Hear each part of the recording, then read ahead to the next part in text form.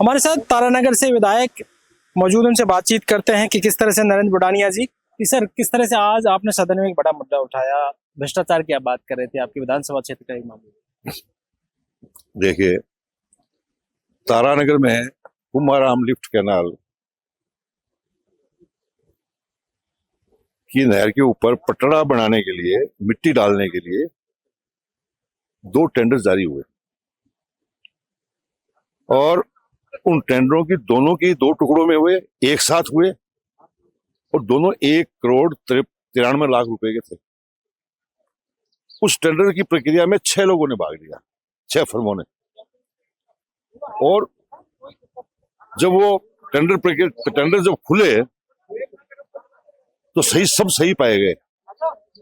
सबकी तकनीकी स्वीकृति सही पाई गई, वित्तीय स्वीकृति खुल गई और 6 की 6 कंपनियां हैं वो बिलो रेट के ऊपर आई। जब बिलो रेट के ऊपर आई तो लोगों के समझ में आया कि भाई 60% बिलो, 61% बिलो तक लोग करने को तैयार हैं, इसका मतलब भ्रष्टाचार सरेआम है, ये जनता के साथ धोखा है। तो फिर ये सब चीजें जनता के सामने आई, उन्होंने विरोध किया, हमने भी विरोध किया, तो ये टेंडर निरस्त हो गए।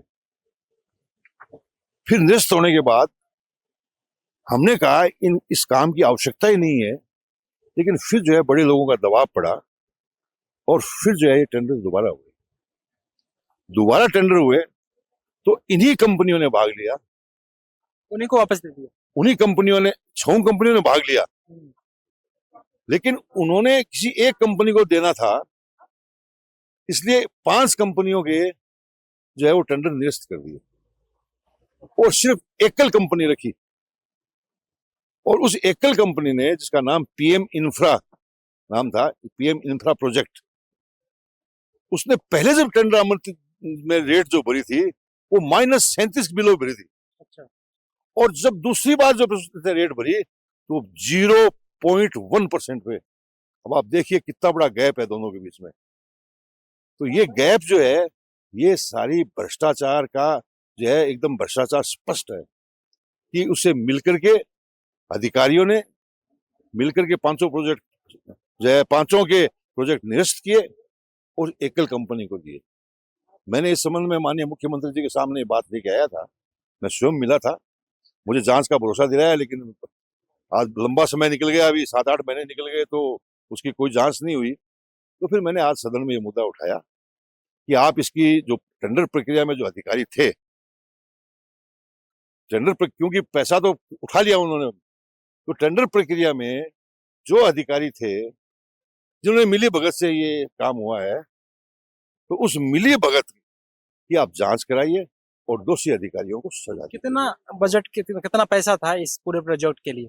2 करोड़ क्या? अच्छा, 2 करोड़ का। 2 करोड़ मिट्टी से मिट्टी का काम था, मिट्टी का काम था। काम का नाम है उसमें construction restoration of bank strengthening of Chaudhary Kumaram Arya lift canal.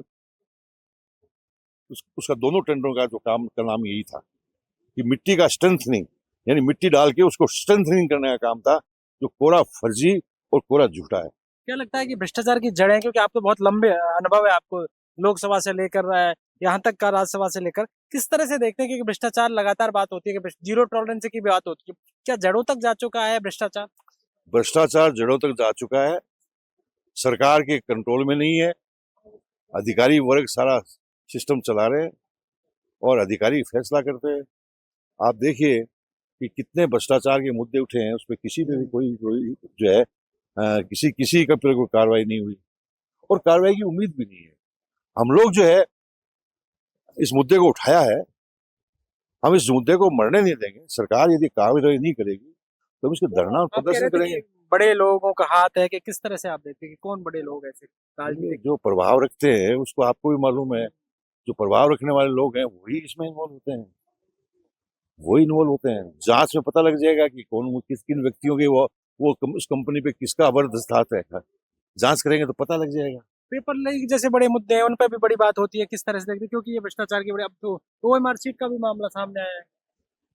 देखिए, पेपर लीक एक बहुत बड़ा मुद्दा है और पेपर लीक जो है बहुत से लोग मिलके करते हैं, कोई एक आदमी काम नहीं करता है।